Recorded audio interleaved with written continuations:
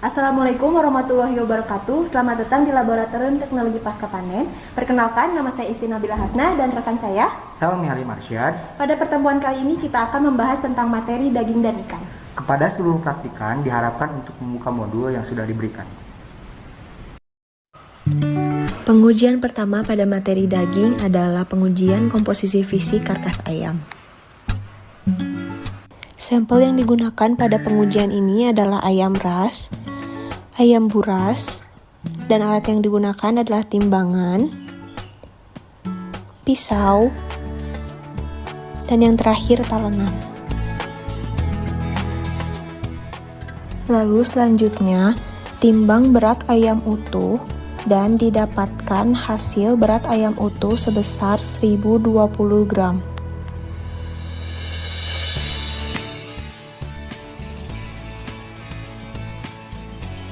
Selanjutnya, pisahkan bagian kepala dan kaki dari sampel ayam sehingga didapatkan hasil berat karkas ayam.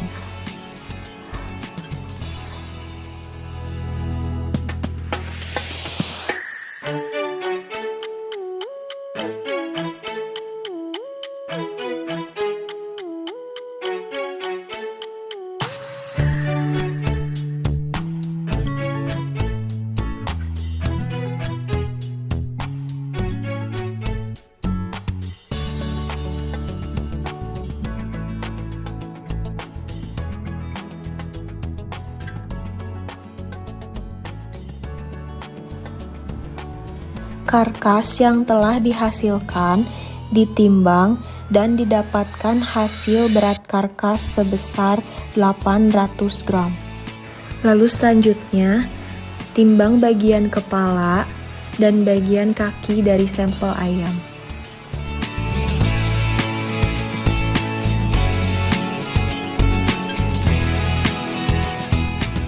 Kemudian, pisahkan antara sayap ayam, paha ayam, dada ayam, dan punggung ayam.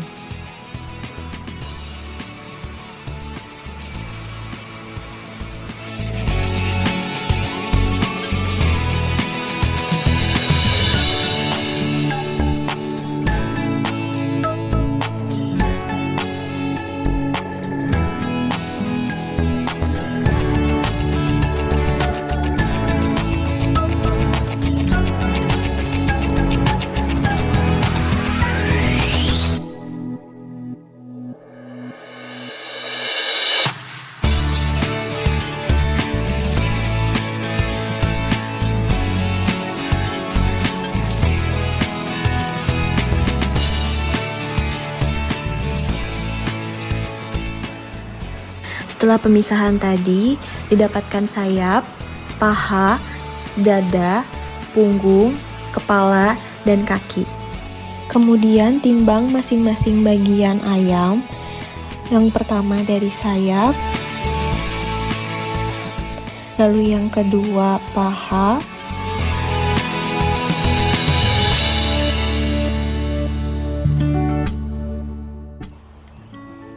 lalu selanjutnya bagian dada, dan yang terakhir punggung.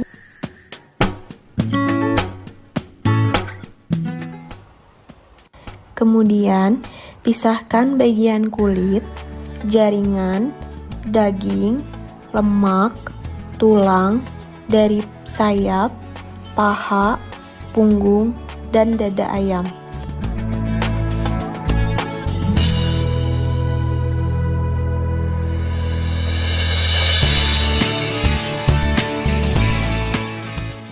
Berikut merupakan kulit dari paha.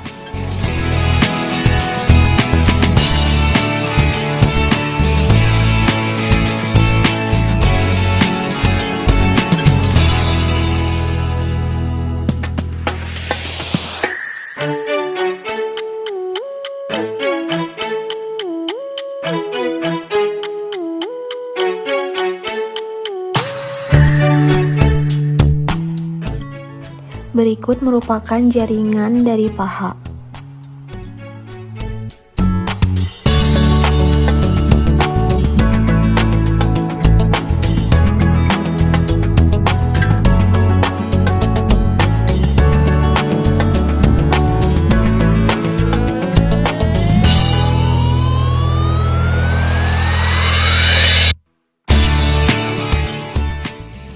Berikut merupakan daging dari paha dan lemak dari paha.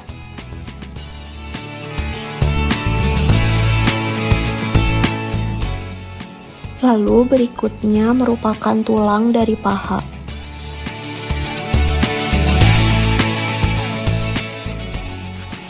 Lakukan hal yang sama pada bagian-bagian yang lainnya dengan memisahkan antara jaringan, kulit, lemak, daging, dan tulang.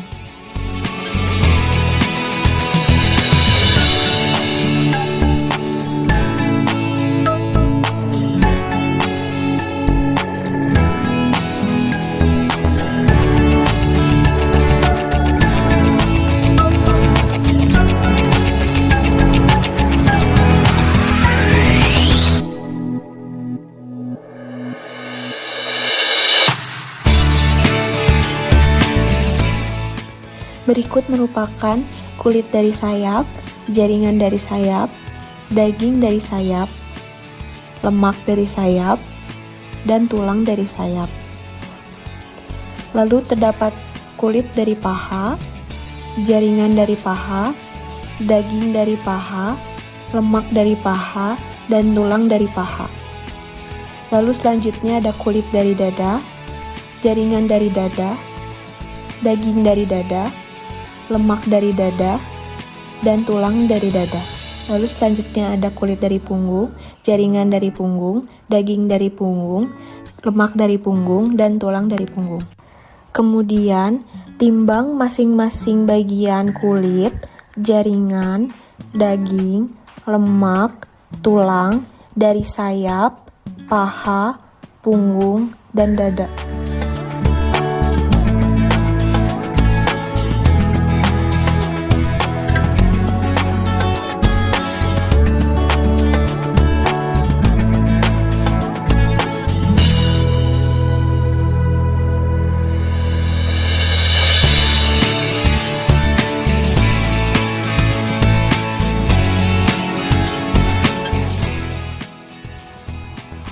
Lalu selanjutnya perhitungan persen terhadap karkas, di mana rumusnya itu berat karkas dibagi berat ayam utuh dikali 100 dan didapatkan hasil berat karkas 800 dan berat ayam utuh 1020 dikali 100 sehingga dihasilkan persen terhadap karkas sebesar 78,43%.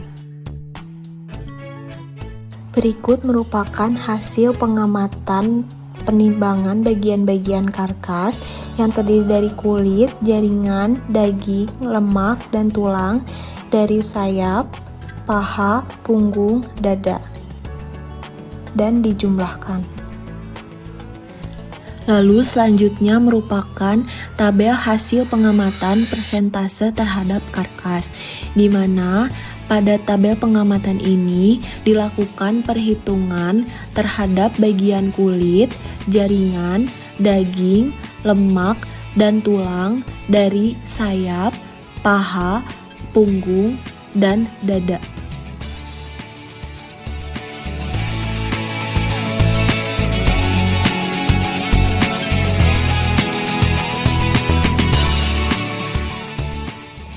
Berikut merupakan contoh dari perhitungan pengamatan persentase terhadap karkas pada bagian kulit dada.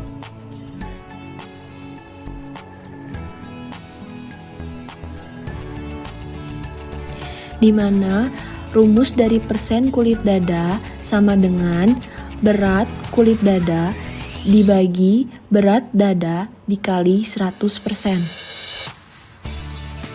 Berat kulit dada merupakan hasil dari pengamatan persentase terhadap karkas dan berat dada merupakan berat dada yang sudah ditimbang dikali 100% dan didapatkan hasil persen kulit dada sebesar 5,03%. Selanjutnya, pengamatan persentase keseluruhan bagian karkas, di mana contohnya pada perhitungan persen kulit, Rumusnya itu berat kulit dibagi berat karkas dikali 100%, di mana berat kulitnya itu didapatkan dari jumlah kulit dari bagian sayap, paha, dada, dan punggung, dan berat karkas merupakan berat karkas yang sudah dilakukan penimbangan, sehingga didapatkan hasil persen kulit sebesar 9,24%.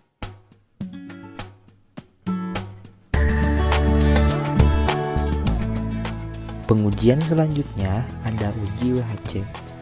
Bahan yang digunakan yaitu ada daging, alatnya yaitu milimeter blok, neraca, termometer, gelas kimia, kertas saring, benang kasur, klem, dan statif. Langkah pertama, timbang 1 gram sampel. Setelah ditimbang, ikat sampel menggunakan benang kasur.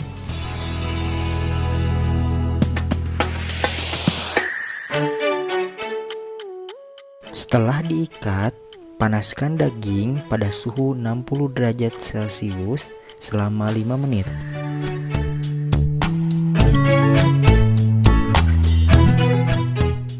Setelah itu tiriskan.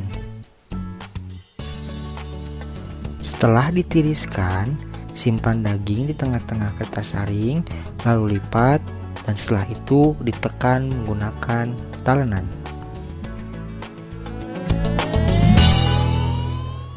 Sehingga didapatkan luas noda pada kertas saring.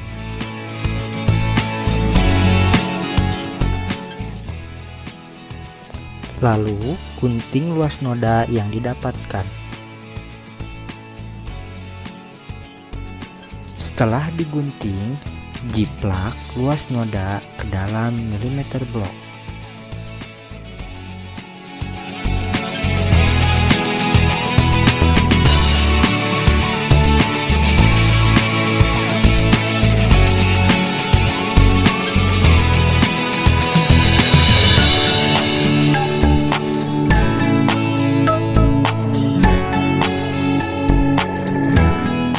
Selanjutnya, hitung luas noda pada milimeter blok. Untuk cara menghitungnya yaitu apabila kotak terisi penuh, tidak ada potongan dari garis, maka dituliskan 1. Tetapi apabila kotak terpotong setengahnya oleh garis, maka dituliskan 1/2.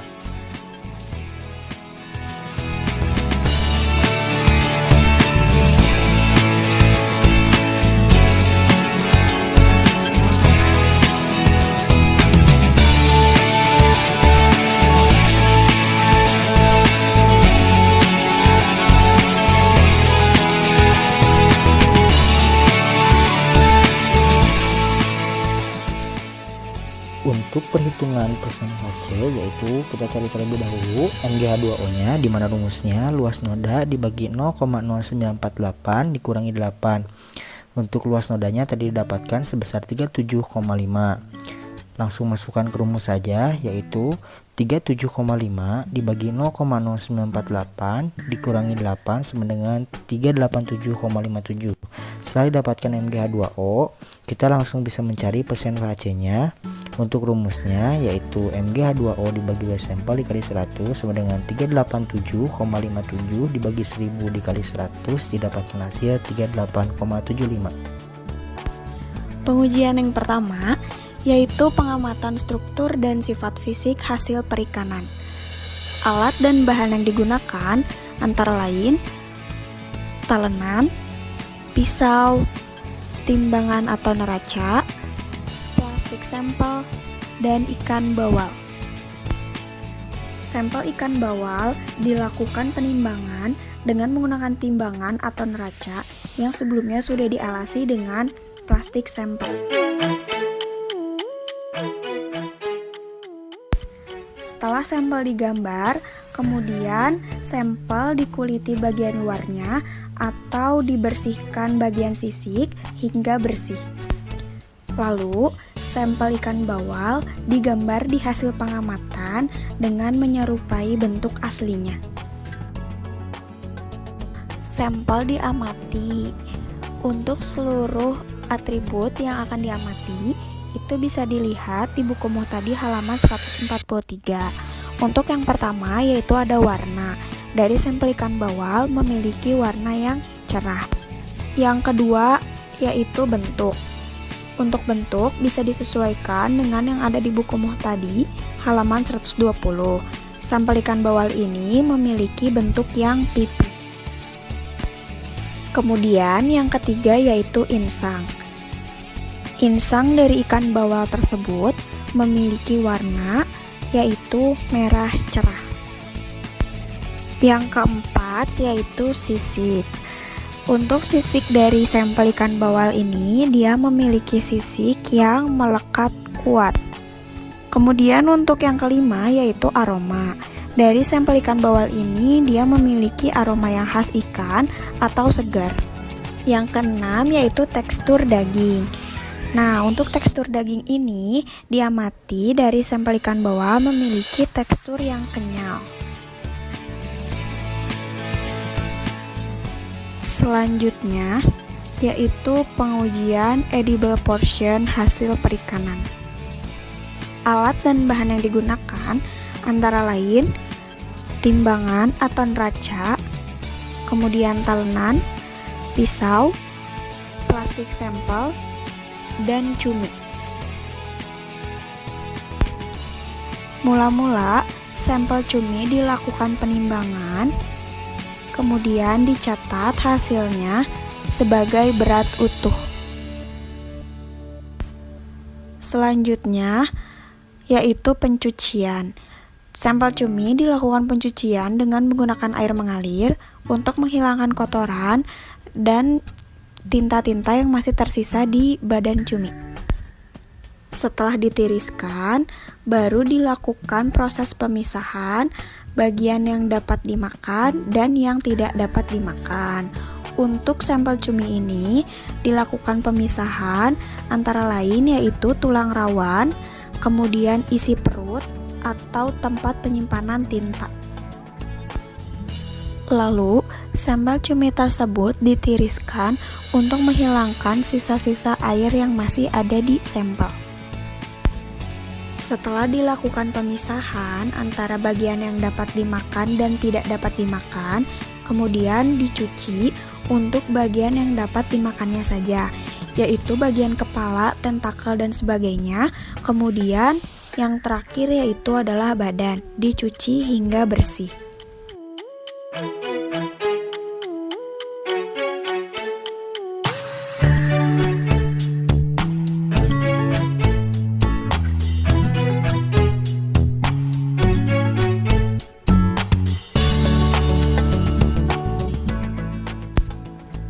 Lalu ditiriskan sebentar, kemudian ditimbang dan dicatat hasilnya sebagai berat yang dapat dimakan. Berikut merupakan perhitungan dari pengujian edible portion hasil perikanan. Diketahui berat utuh sebesar 33,54 gram, kemudian berat daging atau berat yang dapat dimakan sebesar 28,69 gram. Untuk menghitung persen edible portion menggunakan rumus yaitu berat daging dibagi berat utuh dikali 100%, yaitu 28,69 per 33,54 dikali 100%. Didapatkan hasil sebesar 85,54%. Selanjutnya yaitu uji Eber. Alat yang digunakan ada talenan, pisau, rak tabung reaksi,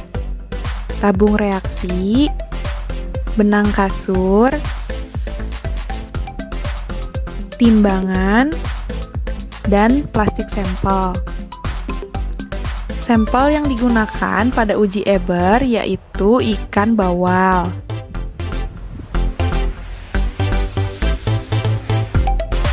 Pertama-tama ikan bawal dipotong dengan ukuran 1 x 1 cm atau sebesar mulut tabung reaksi. Kemudian, pipet 5 ml larutan Eber.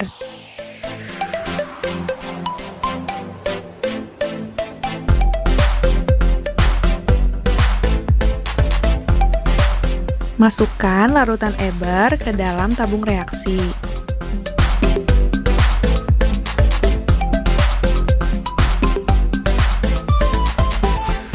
Selanjutnya, daging ikan yang telah dipotong diikat menggunakan benang kasur.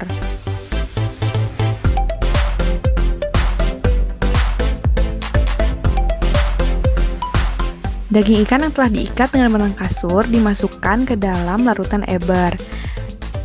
Untuk hasilnya, terlihat bahwa terbentuk gelembung dari sampel ikan bawal, yang berarti bahwa sampel ikan bawal tersebut sudah tidak segar. Selanjutnya yaitu uji posma. Alat yang digunakan pada uji posma diantaranya gelas ukur, spatula, corong, tabung reaksi, gabus untuk menutup tabung reaksi, kertas lakmus merah, kertas saring, mortar dan alu, serta termometer. Untuk bahan yang digunakan yaitu sampel ikan bawal sebanyak 2 gram, Aquades kurang lebih 20 ml, dan MgO sebanyak 0,1 gram. Pertama-tama, sampel ikan dihancurkan dengan bantuan Aquades kurang lebih 20 ml. Di mana proses penghancuran ini dilakukan dengan bantuan Aquades dengan perbandingan antara ikan dan Aquades yaitu 1:10. Karena sampel yang tadi digunakan yaitu 2 gram, maka Aquades yang digunakan 20 ml.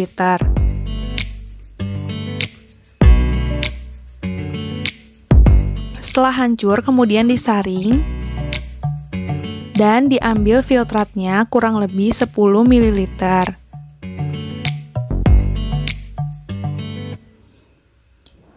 Kemudian masukkan MgO sebanyak 0,1 gram ke dalam tabung reaksi.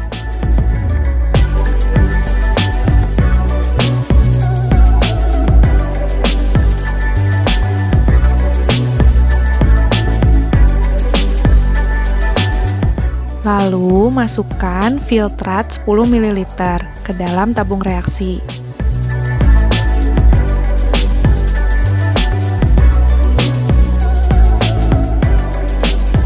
Lalu homogenkan.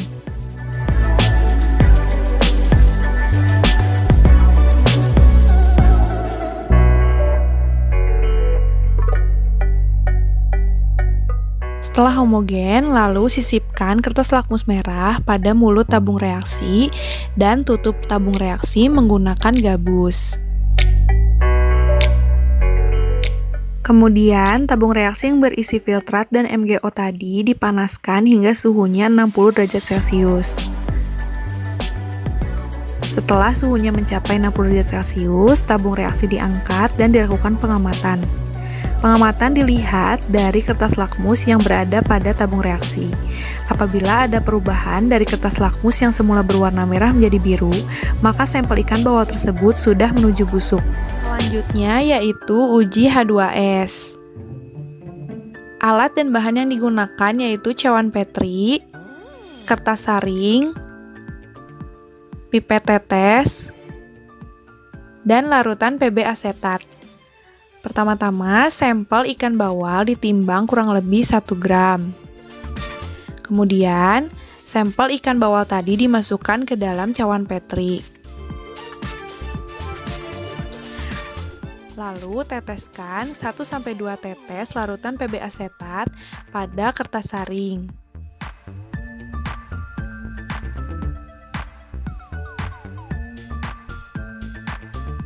Kemudian, kertas saring tersebut disimpan menyelimuti daging ikan bawal yang ada di cawan Petri.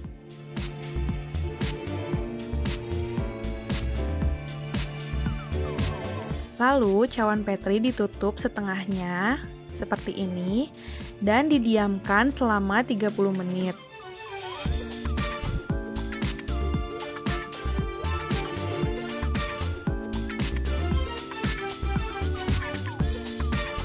Setelah 30 menit, kemudian dilakukan pengamatan pada kertas saring.